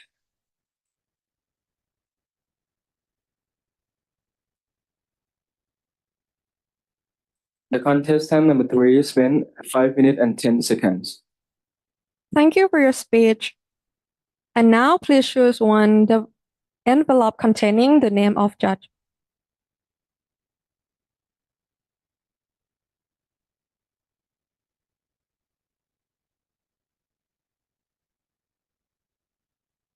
Your question is from Assistant Professor Wanwisa Pecharatmuni. Judge, please. I know you focus on education, but I want to know more. How would you describe how to prove the educations in your countries? I want to know more than how to focus. If you want to the equalities about your education in our countries now.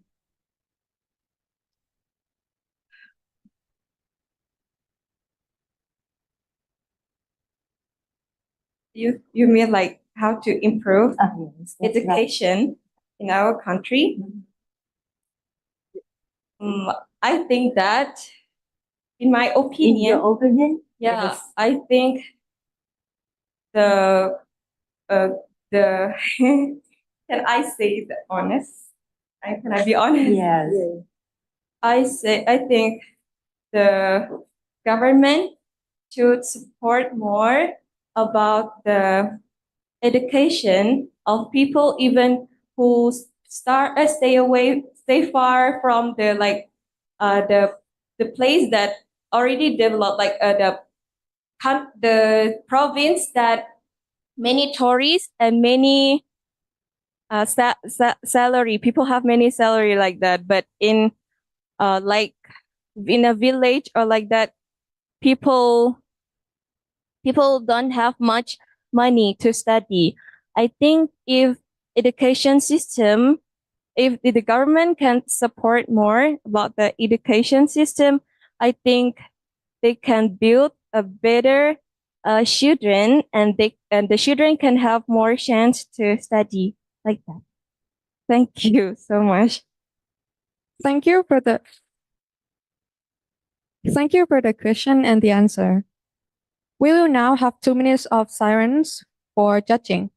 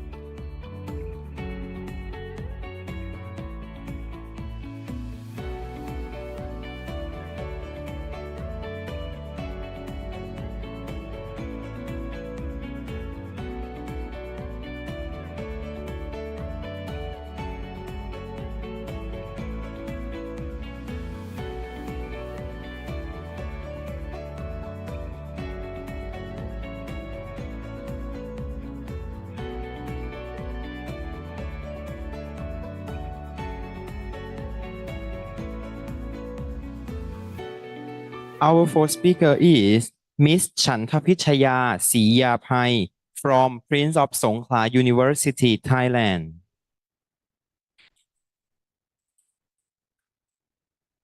You can test your microphone. Okay. You can start right now. Good luck. Something came to my mind recently. What if I went to sleep, only to be never awake again? Greetings, honorable judges, ladies and gentlemen. My name is Chantapichaya Siyapai from Prince of Songkla University, Hat Yai Campus, Thailand. Fun fact, our life is short, so we better make the most of it, right? I was thinking about leaving behind something more impactful and useful for my future generation, if I had one. Yeah, I better do it before I join the natural cycle. But working together isn't banana peeling. It's not easy. But I believe that the meetings of differences is a path to our harmonious future. Let's begin. According to the recent report from the United Nations, it is mentioned that only 12% of the Sustainable Development Goals had been done in recent years. This enraged the United States of America Association of this World Scouting, so they devote themselves and contribute to over 3 billion hours of social services and other local youth-led actions in global commitment to the SDGs.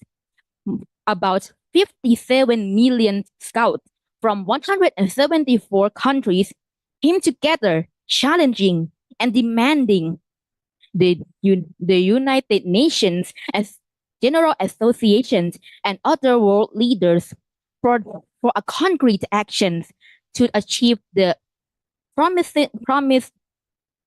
action of the Sustainable Development Goals before the promised deadlines before 2030. I think this is what sparked me. This is what I believe we could model after.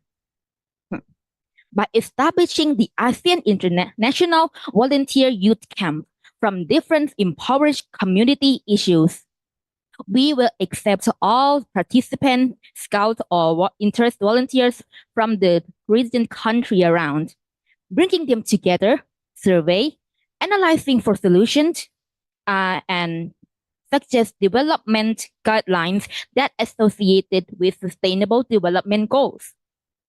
I have several plans in mind that I have witnessed to be useful, and that each problems have something to do with solution that in line with the SDGs. Like children with no proper studies for a certain age, we can solve that by using the volunteer youth teachers for each important subjects for teaching them basic terms. This will be associated with the Sustainable Development Goals for quality education and or other economic issues like low income from unpopular local products or attractive but not popular tourist attraction. This we can be fixed by social advertising advantages by volunteers who master in content creating or interest in online marketing. This will associate with the Sustainable Development Goals 9, industry, innovation, infrastructure, or even the recent severe issues like insecure sexuality or violence from gender differences. We can help this by providing a basic terms of sex education, provide proper advice for a certain age. This will associate with the SDG 5, gender equality. There are so much more we could do together as one. This is what I love to lead, to be a part of, in seeing our region going for the better in the future. Even though our lengths are different, we can make a big step like other continents did. But what's important that we are moving forward and we are walking together. Making change alone is indeed something to be proud of, but I rather walk along with my friends together, for we share the same suffering and we want the better, the brighter future for us, for our people, for our country, for our world. Thank you.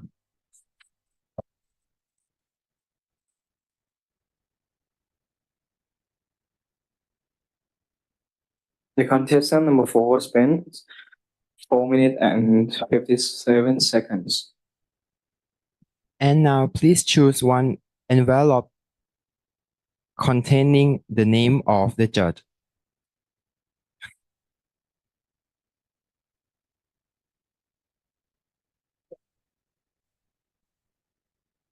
Your question is from Associate Professor Dr. Athipat Bunmok. Okay, you seem to suggest a number of activities related to SDG goal, right? But as you are a university student, can you suggest a very practical project that you can do? That what I suggest what I have done that had been associated with the Sustainable Development Goals number 4, quality education. I used to volunteer to be part in going to our impoverished area in the Hat Yai district with other fellow friends and professor, which I won't name it for a certain reason, but what I witnessed and what I saw is still what haunted me today about how unfair our world can be and what I can do to make a change. All I did that day was playing with the children, teaching them several basic English and making them happy. Yet it's what affects me till this day. I promised to myself that for throughout my uni years, I will live every single 4 years of my study to be without volunteering. I will do what I can as a student today. And when I'm grow bigger, richer, I will do more.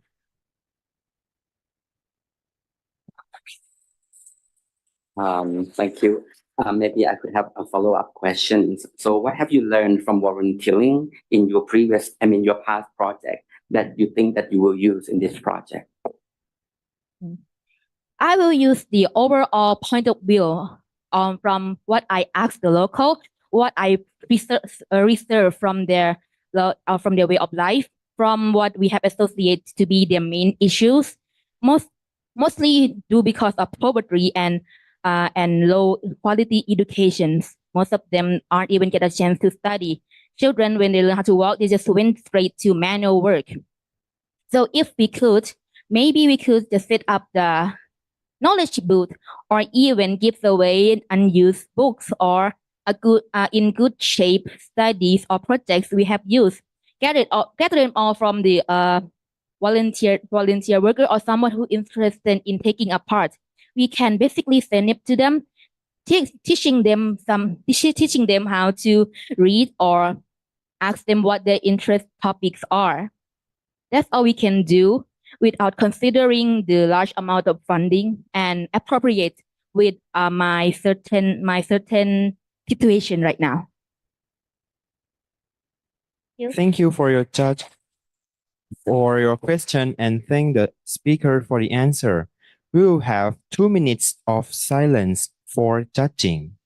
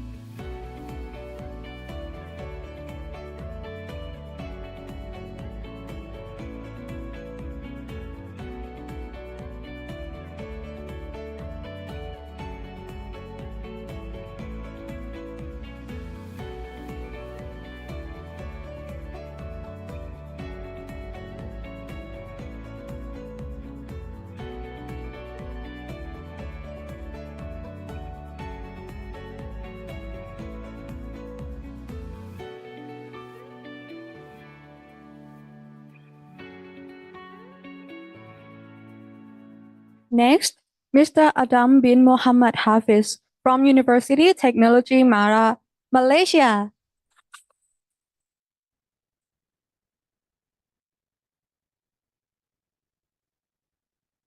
Testing. Hi, can I be heard? Okay, you can start right now. Good luck. I recall the time when I went back to my village to celebrate Eid. My grandparents were struggling to send a message to their relatives to wish them happy Eid as well. And of course, I was there to help them to send their messages, right? They were all very cute and very funny. But I thought about it for myself. What if I wasn't there? Would my grandparents still be able to still communicate with their relatives using technology? Would they be able to use the technology that is widely available for everyone else, but maybe for them, would they struggle? And it made me a little bit sad because in the age of digital technology that we have right now, where everyone else is benefiting from such, it's people like my grandparents who are old. It's also other people who are old as well, who are not as progressive when it comes to using technology. They are going to be left out with the benefits of the digital world that we live in right now. Assalamualaikum, sawadee and a very good morning to everyone. My name is Adam. I'm representing UITM from Malaysia, and I'm going to be talking about something that is closely related to my heart.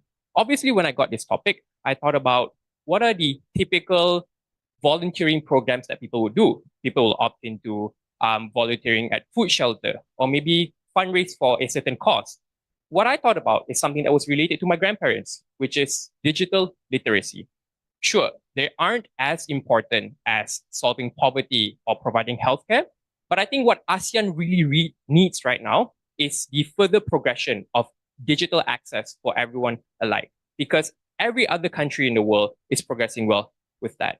Why is this the case, and why do I think digital literacy is important? I recall a paper made by Mima Safrina to talk about the state of the digital economy of ASEAN right now. Number one, we are embracing digital technology rapidly. It is implemented in our commercial sector. It is also implemented in our government sector. But number two, ASEAN is expected to grow 6% annually when it comes to digital economy, with an expectation of $2 trillion when it comes to profit by the year 2030.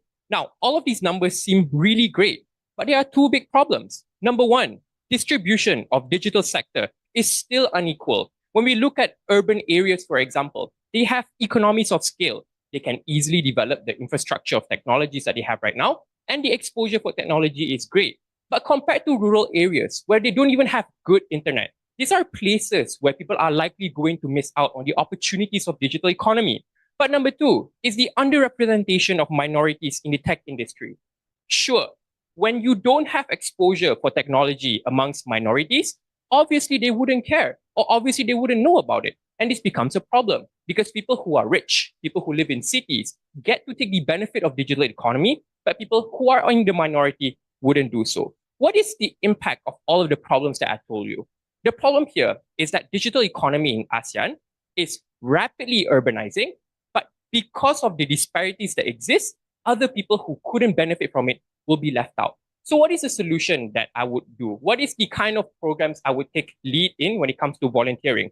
Number one, I would conduct workshops to teach people skills on digital economy and the importance of it.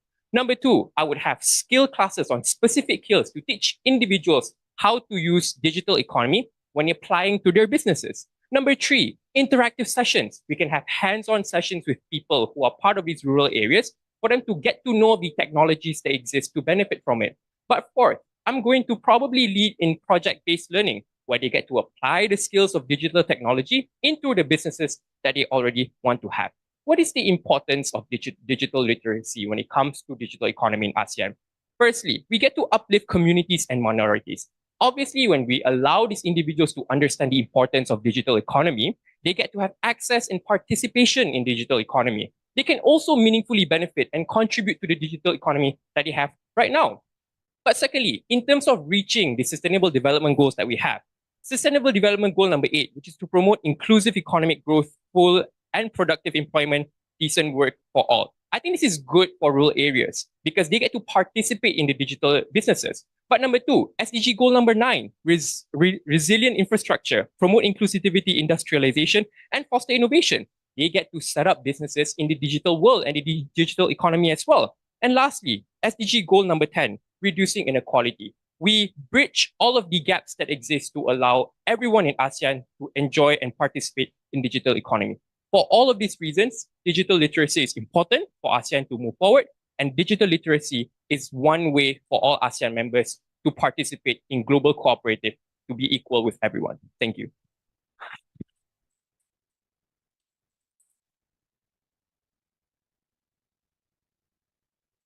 The contestant number 5 spent 4 minutes and 53 seconds. Thank you for your speech. And now please choose one envelope containing the name of judge.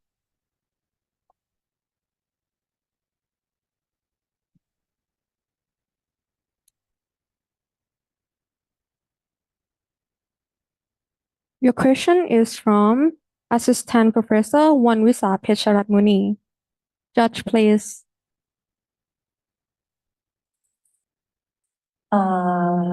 Can you explain more about your workshop on your topics? Yeah. So the topic that I was assigned with is about if I was given the opportunity to lead a volunteer program, what kind of volunteer program would I lead in? And I chose digital literacy to lead in particular volunteering programs. So the examples like having workshops on teaching people about digital economy is something that I would participate in. Or maybe project-based learning, where I would maybe participate in rural communities to teach them how to set up online stores like on Shopee or Lazada. These are all part of digital literacy and all part of the digital economy.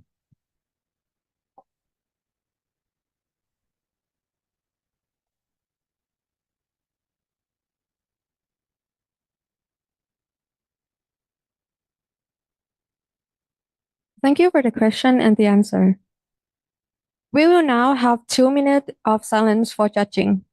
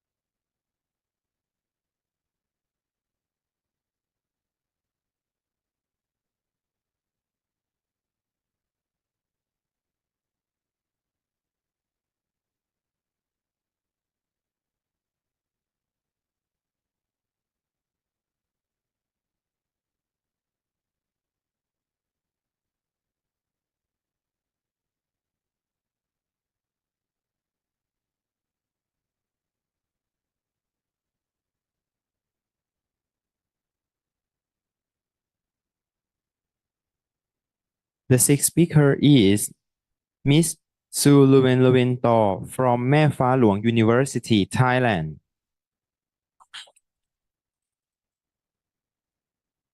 You can test your microphone. You can start right now. Good luck. Respectful executives of PSU Hat Yai, judges, all our beloved friends who I have grown close to over the past 3 days, ladies and gentlemen, my name is Suin Len. I am a Burmese representing Mae Fah Luang University from Thailand for the speech competition on ASEAN Youth Volunteering for Brighter Future. Imagine if youth across ASEAN initiated projects like ASA in their own communities. That was the statement I made in my previous speech. I want to take this opportunity to tell the story of how ASA came to be. In 1976, Thai university students had to flee the mountainous areas following a massacre. The people there, despite not having any luxuries, selflessly helped the students to survive.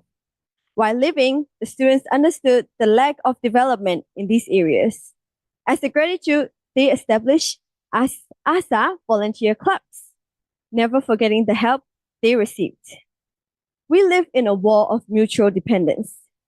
As a member of ASEAN, I can assure you that I cannot survive without eating rice.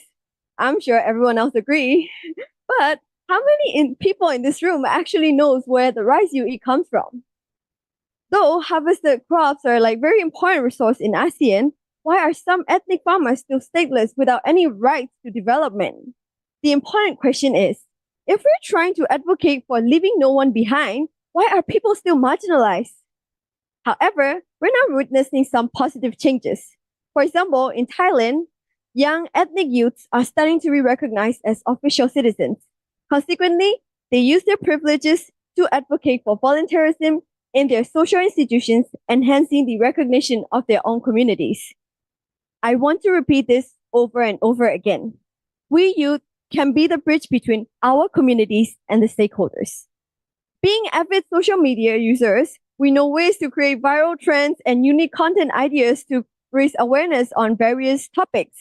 I'm sure you saw this great example from our group for Hackathon, Team 909 video project. As ASEAN youth, we can exercise our expertise through volunteerism. Here, ASEAN and its solidarity must be used to advocate for inclusivity and to never forget those at the grassroots levels. Hence, initiating projects like ASA must be an ASEAN-wide youth involvement or movements. Though some of us may have limited access and financial restraints, I believe we all have something to offer.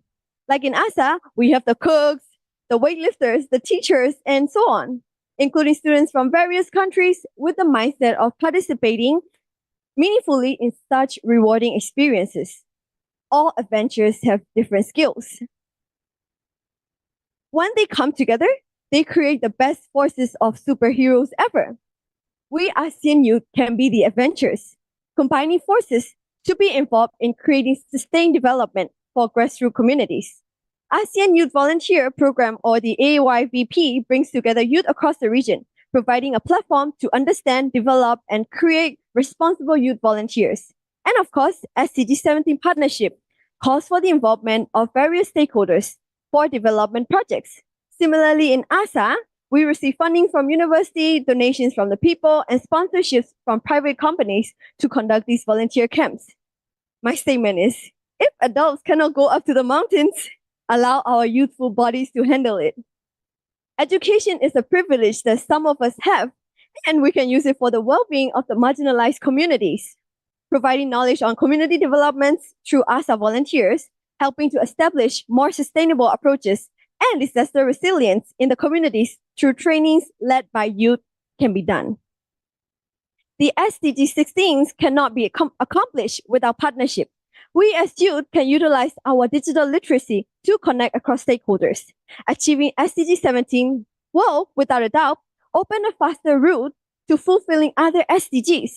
With projects like ASA, we're empowering the marginalized communities, enhancing their visibilities, and calling for stakeholders to come together for sustainable development in the remote communities. ASEAN leaders must open their heart and accept the crucial role of youth as an agent of change.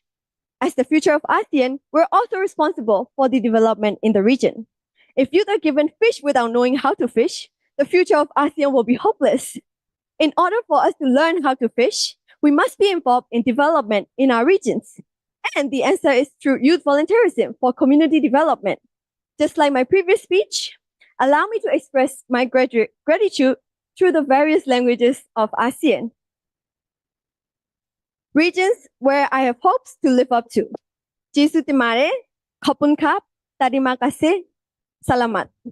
In every circumstances, my hope for the future of ASEAN is to be a region that everyone is proud to be part of. Thank you very much.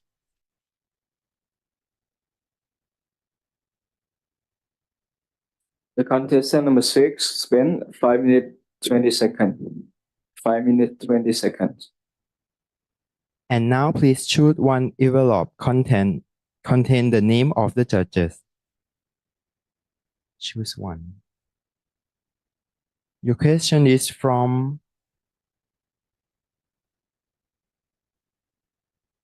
Associate Professor Dr. Athipat Bunmo. Just please.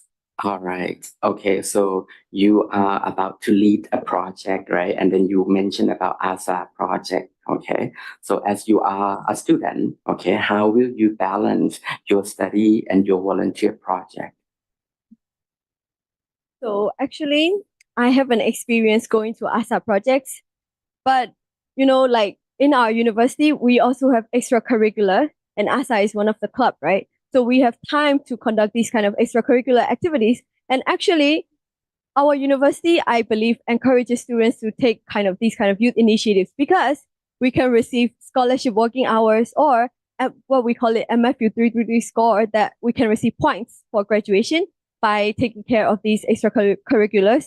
So it is like separate time that we can have to conduct these projects. And I think it is important that the universities, the institutions that you are under must be supportive of the youth. And in this way, there will be no difficulties to adjusting the time management.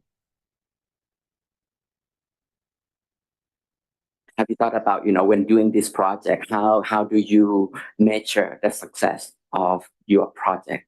Actually, we have seen success with these projects because like from ASA, every year, so many people apply to interview for this, to be part of this camp. And when we go there, we would like receive a lot of sponsorships as well because like the ethnic groups, there's so many ethnic groups who are basically like stateless in North Thailand, right? And so when we go there, we raise awareness about their like visibility and like empower them. And through that, mostly like the companies like Singha in the North Thailand that are running there, they try to like support these youth volunteers as well so that like we can conduct more of these activities. And you can see from our social medias, we put up a lot of contents about these volunteer projects. So from that, we like more sponsorships keep coming in and like it has been quite successful and we got to like interact with the local people and from that, a lot of people in our university are very much aware of the like empowerment of the marginalized communities in North Thailand, especially. Thank you for your question and your answer. We will now have 2 minutes of silence for judging.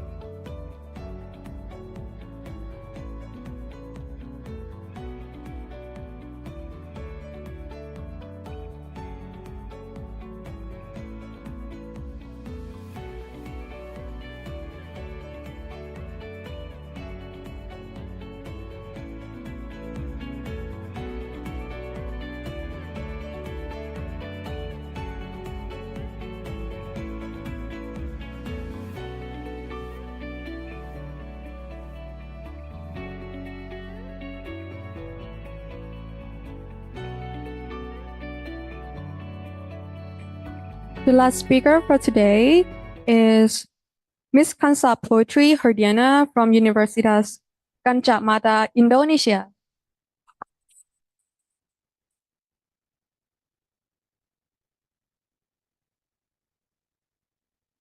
Yeah, okay, you can start right now. Good luck. I'd like you all to imagine what the term food security entails. What do you think of when you hear the words food security?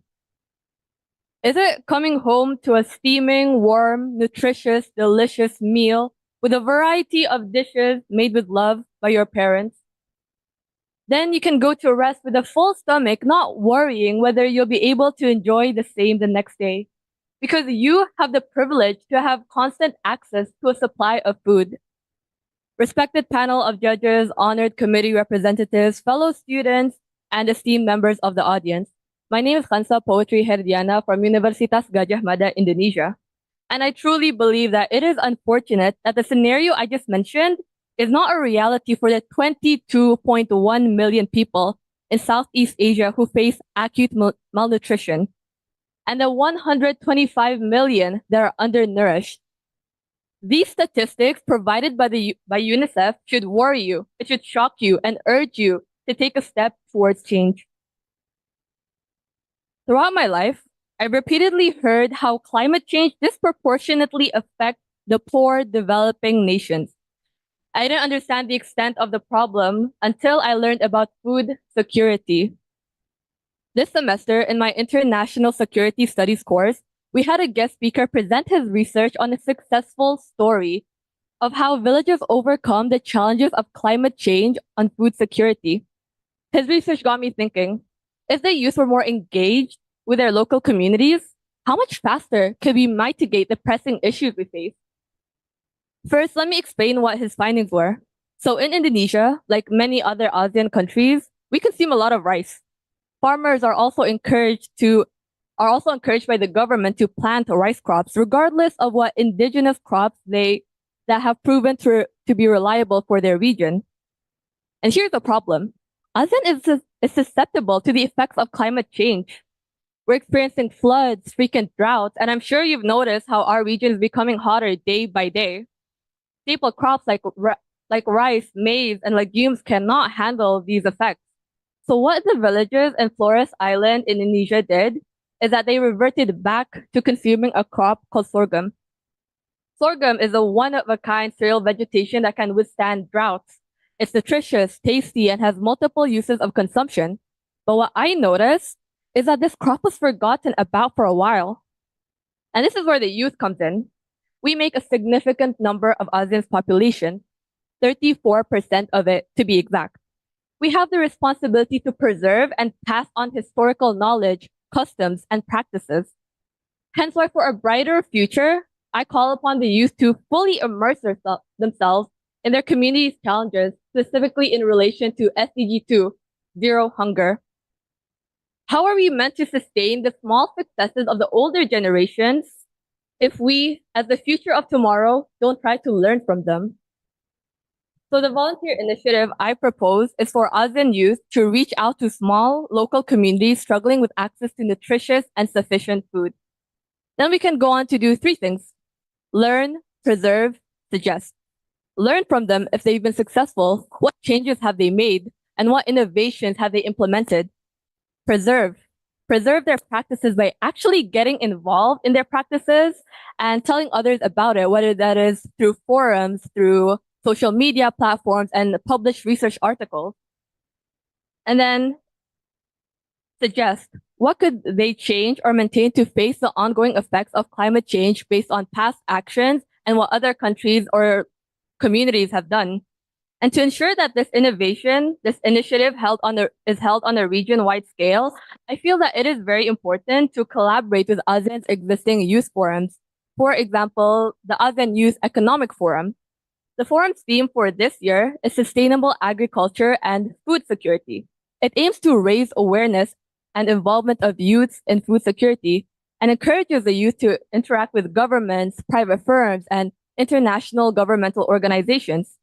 Therefore, in addition with collaborating with local communities, I aspire that the youth will educate themselves, get involved in discussions, and lobby for long-lasting change. Providing short-term aid to communities impacted by climate change is simply not enough, because give a man a fish and you feed him for a day. Teach a man to fish and you feed him for a lifetime. Thank you.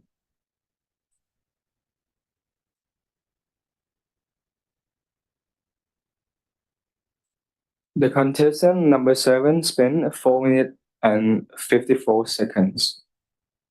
Thank you for your speech.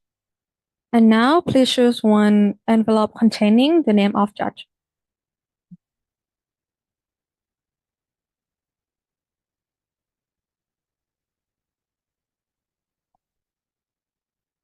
Your question is from Associate Professor Dr. Atipat Bunma. Judge, please. Okay, all right. So you said that you have three things, right? You know, when you reach out the small villages to learn, to preserve, and to suggest, right? So I'm interested in the last one, suggest. So as a student, how can you suggest, or can you give some, your ideas? How can you suggest these people?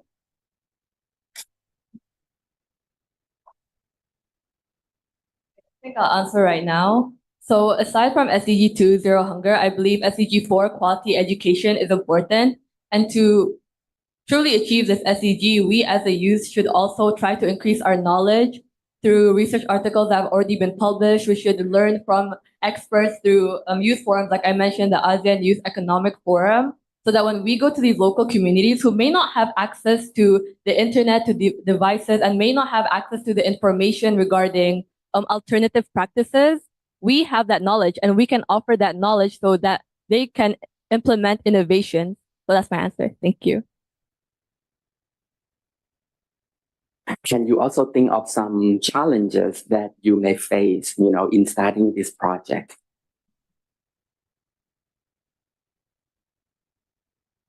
So I believe this is very tricky because it's very scientific, very agricultural, and it may not be in the interest of many of the youth. So I feel that is one challenge, interest.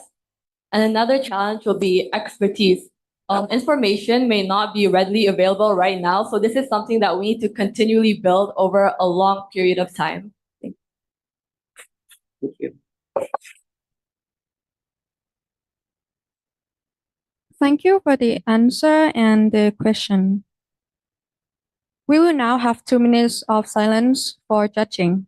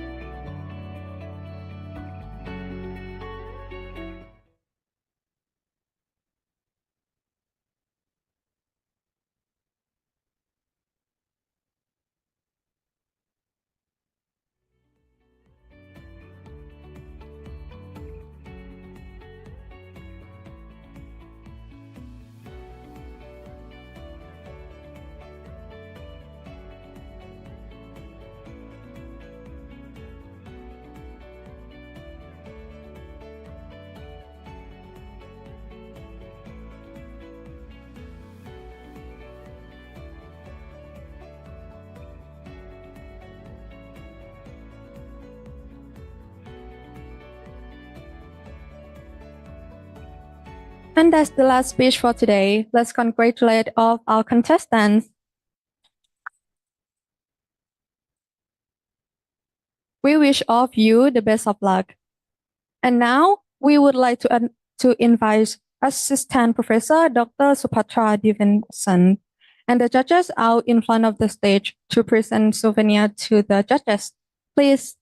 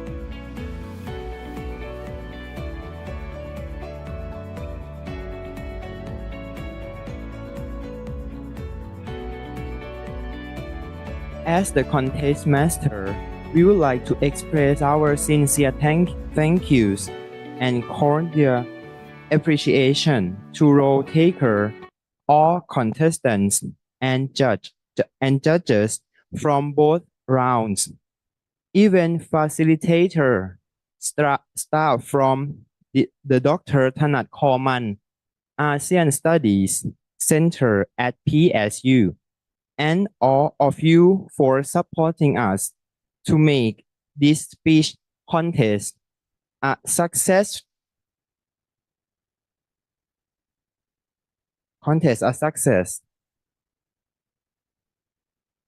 Ladies and gentlemen, lunch will be served in front of this meeting room, and the afternoon session will start at 1:30 p.m. in this room. For the prayers, you can go to this meeting room at 1 p.m. Thank you.